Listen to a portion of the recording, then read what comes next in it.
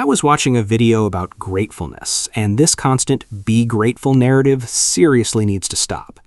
The person in the video started by saying there is no need to be grateful for existence, which is correct, but then almost immediately he circles back and says you should still feel appreciation because it is supposedly good for your mental health and because other people have it worse.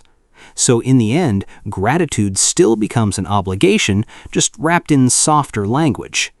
That is what annoys me about this entire culture of forced gratitude. People pretend it is optional, but socially it is treated like a moral requirement. If you are not grateful enough, you are seen as arrogant, spoiled, negative, disrespectful, or somehow morally defective. Any mindset that tells you to override your actual experience and replace it with a "you should feel thankful" script is basically asking you to disconnect from reality. The real question is why people expect gratitude for an existence that was imposed in the first place. Why should anyone feel indebted to randomness simply for not receiving the worst possible outcome? Not only is existence imposed on people without their consent, but they are then pressured to endure it quietly, suppress criticism, and perform gratitude for it. Let's get one thing straight right out of the gate. Appreciation or gratitude is absolutely not needed. The video suggested that you should look around at the landscape of other sentient beings, people and animals, who have much worse lives than you and feel appreciative. The idea that you're supposed to look at profound suffering and think, well, at least that's not me, isn't some enlightened spiritual mindset. If anything, it's deeply uncomfortable, it's callous and even grotesque. You are not obligated to extract personal comfort from someone else's misery. True respect for the less fortunate is acknowledging that their suffering is an objective horror, not a motivational tool for you to feel better about your Monday. The "others have it worse" argument is especially flawed because it tries to regulate your emotions using someone else's suffering. Also, the idea that you must always focus on the good is unrealistic. People don't work like that. If something in your life feels bad, unfair, empty, or exhausting, no amount of forced reframing is going to erase that. At best, it numbs it temporarily. At worst, it builds frustration because you're being told your reaction is wrong. The message becomes, as long as someone else has it worse, you have no right to feel dissatisfied. That's a very low standard for human life. That logic never bottoms out because there is always someone worse off, which would make gratitude a permanent requirement regardless of your actual condition. It also risks trivializing real suffering by measuring it against more extreme cases, as if your experience only counts if it's the worst possible outcome. So what exactly is the standard here? That nobody is ever allowed to reject their condition because somewhere someone else has it worse? That is not wisdom. It is emotional manipulation disguised as positivity. A healthier version of gratitude would have to allow space for criticism, anger, disappointment, and the possibility that some conditions genuinely are not acceptable. Without that, gratitude becomes less about appreciation and more about obedience. Society often treats gratitude like a plate of food. We are told, eat your food and be grateful there are starving people elsewhere. But forcing yourself to eat doesn't magically feed the starving person, and refusing to feel grateful for your situation does not take anything away from those who are suffering. Your lack of gratitude isn't unfair to those in worse situations because your life isn't a resource you stole from them. A starving person does not benefit because I sit in comfort repeating affirmations about how blessed I am. Another person's nightmare does not automatically make your life a dream that you are obligated to appreciate. Looking at others in worse situations and thinking, I am glad, is just sick in my opinion. Seeing people eating garbage should not make someone think, I need to be more grateful. It should force people to question the morality of continuing to impose existence in a reality where sentient beings can end up living in conditions that horrific in the first place. The fact that people constantly need reminders that it could be worse says something devastating about existence itself. Imagine a product so flawed that its main defense is, well, at least you did not receive the worst version. That is not a convincing endorsement.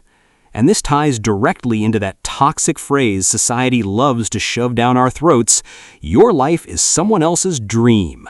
Telling people that is also sick. This kind of gratitude framing is incredibly common and deeply flawed. It asks you to be thankful for surviving, not living. It demands that you appreciate not being in agony, as if the mere absence of extreme suffering is some kind of miraculous gift rather than a basic ethical expectation. It subtly tells you, stop complaining, appreciate your condition more, use your life better.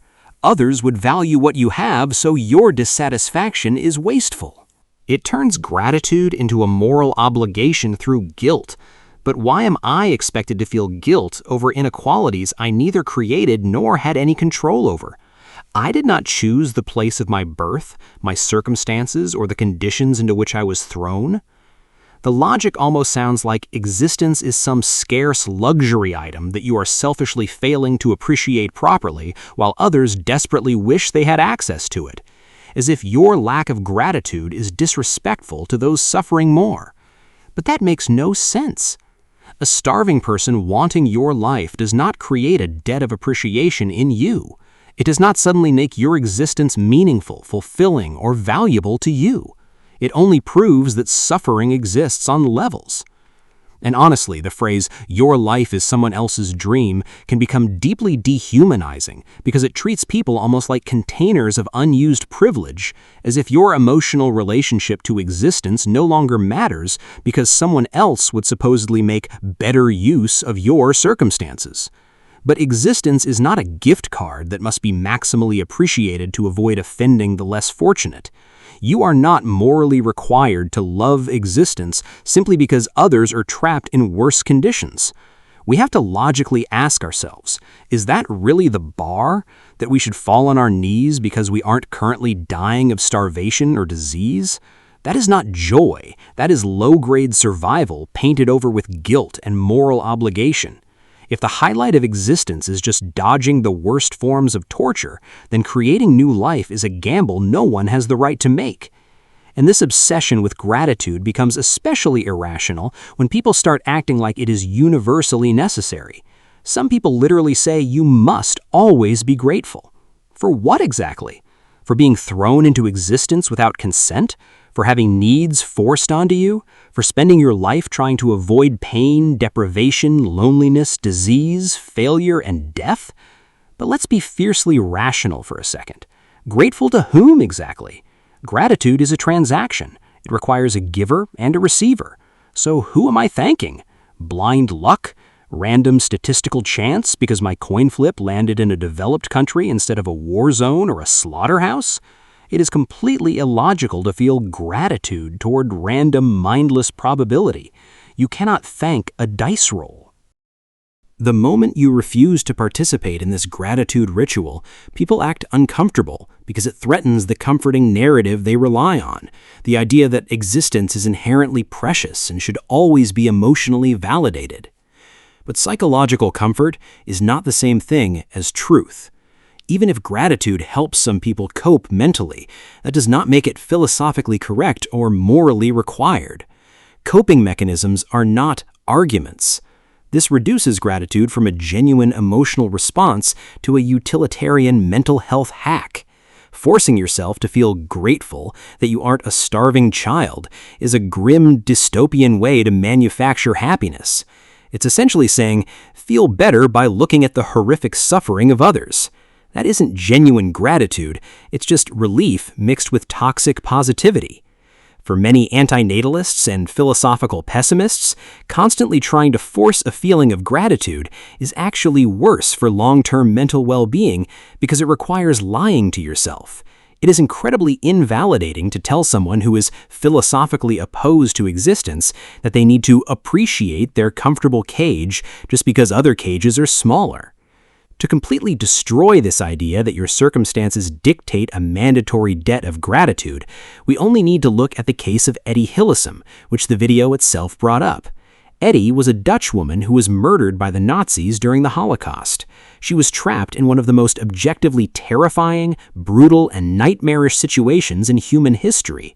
And yet, based on her writings, she spoke about life as beautiful, while also not wanting to bring new people into the world because of suffering. What does her story actually prove? It proves that human emotion regarding existence is entirely subjective. It destroys the argument that comfort demands gratitude.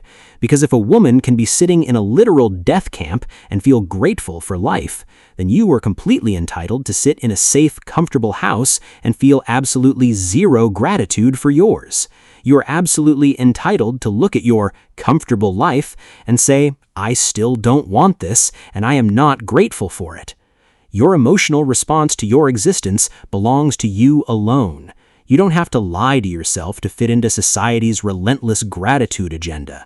You don't have to use the misery of others to force a smile onto your own face. And most importantly, you do not owe gratitude to anyone, to anything, or to random chance. Stop demanding gratitude for navigating a minefield and start questioning why we keep dropping people into it in the first place.